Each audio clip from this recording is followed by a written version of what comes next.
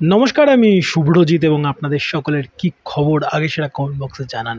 বুমেরাংয়ের trailer এসছে, আজকেই এসছে দুপুরের দিকে। বাট ওই যে মানে যা চলছে সেই 1 মাস ধরে জীবনে, সেই নিয়ে নয় নতুন করে সেই খতিয়ান পরে কোনো দিন লাইভ করে আলাদা করে না হয় দেবো। আশা করি খারাপ সময় কাটিয়ে ভালো বা একটা দীর্ঘ রাত কাটিয়ে একটা সুন্দর একটা ভোর দেখবো খুব শীঘ্রই। যাও কাউ ওসব প্রসঙ্গে ঢুকছি না। কেমন লাগলো বুমেরাংয়ের ট্রেলার সেটা নিয়ে কথা বলি। সবার প্রথমে আমি মেকারদের উদ্দেশ্যে জানতে চাই যে একটু পারলে ডেসক্রিপশন বক্সে যিনি এর ডায়লগ রাইটার তার নামটুকু দিন। আমি স্টোরি দেখলাম, আমি স্ক্রিন প্লে দেখলাম, কোথাও গিয়ে ডায়লগ রাইটার পেলাম না। এবং সত্যি কথা বলতে এই 2.5 মিনিট 3 মিনিট প্রায় 2 মিনিট 50-53 সেকেন্ডের একটা ট্রেলার জুড়ে সব থেকে যদি কিছু আমার মন কেড়ে থাকে এই ট্রেলারটাতে, জিদ্দার ফ্যান হওয়ার পরেও বলছি, তবে সেটা কিন্তু জিদ্দার পারফরমেন্স বা কারোর পারফরমেন্স আলাদা করে আমি বলবো না। বলবো যেটা হচ্ছে ট্রেলারের মেন ইউএসপি, সেটা হচ্ছে dialogue writing. Brilliant dialogue writing হয়েছে, ব্রিলিয়ান্ট।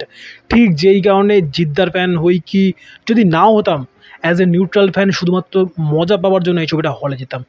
আমি তেরি বাতোं में ऐसा उलझा जिया আমি কোনো কম্পারিজনে যাচ্ছি না, কারণ বুমেরাংয়ের অ্যানাউন্সমেন্ট প্রায় প্রায় 1.5 বছর আগে হয়ে গেছিলো। তখন কিন্তু আমরা কেউ তেরি বাতোं में ऐसा उलझा जिया বলে কোনো প্রজেক্ট আসবে আমরা সেটা জানতামই না।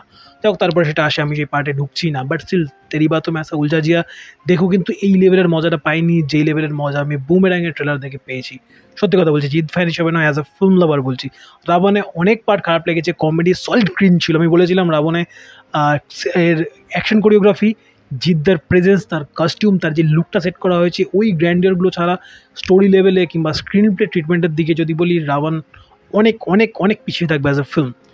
সেদিক থেকে যদি বলি, এর কমেডিটা খুব করে স্ট্রং হয়েছে, স্পেশালি কিছু কিছু জায়গাতে যেগুলো মেটা লেভেলে খেলছিল। যেরকম ধরুন বন্দে ভারত, এ শালায় যা ছুটছে বন্দে ভারত, পাশ থেকে অয়নের চরিত্রটা বা সৌরভ দাসের চরিত্রটা বলছে ঢিল মেরে থামিয়ে দিই, তখন জিদ্দা বলছে এই জন্য তোদের কপালে ভালো কিছু জোটে না। কি হয়েছে বন্দে ভারতের সঙ্গে শেষ 1 বছরে, সে গল্প যারা একটু আধটু নিউজ ফলো করেন তারা জানেন।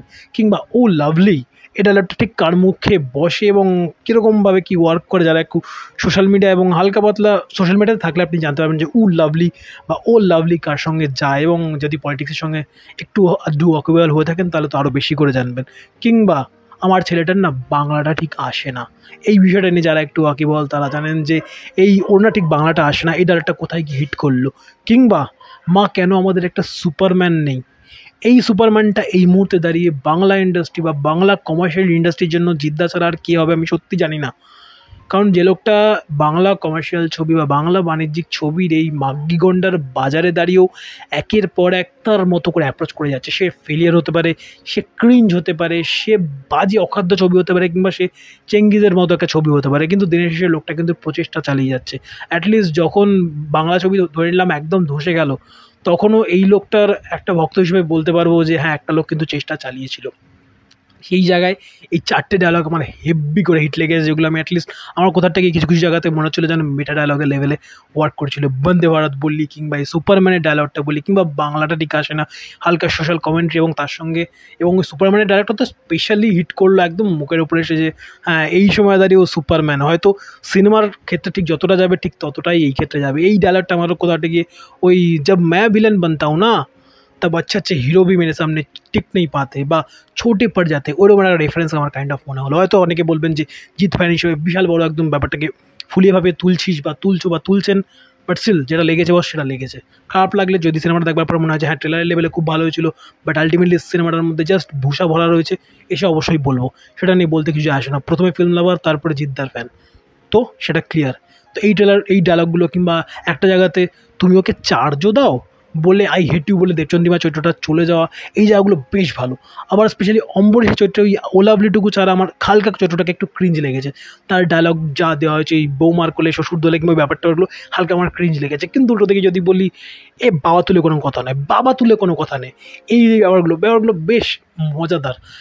সারাক্ষণ জুড়ে একটা হালকা একটা হাসি যে মুখের মধ্যে রেখে দিয়ে যাওয়া, এই ব্যাপারটা কিন্তু ছবিকুণ্ডু বেশ ভালো। বা বরাবরও সংলাপের যিনি এখানে লিখেছেন সংলাপটাকে, সেই সংলাপ রচয়িতা বেশ ভালো করে করতে সক্ষম হয়েছেন। তাছাড়াও জিদ্দা ছাড়াও বাকিদের যেভাবে স্পেস দেওয়া হয়েছে, স্পেশালি যেভাবে নিশা বলি বা ঈশা বলি যেভাবে স্পেস টেস পেয়েছে, এবং এতগুলো ভালো ভালো কমেডি অভিনেতার সমাহার দেখে কিন্তু প্রজেক্টটার প্রতি একটু হলেও আমার ভরসা রয়েছে।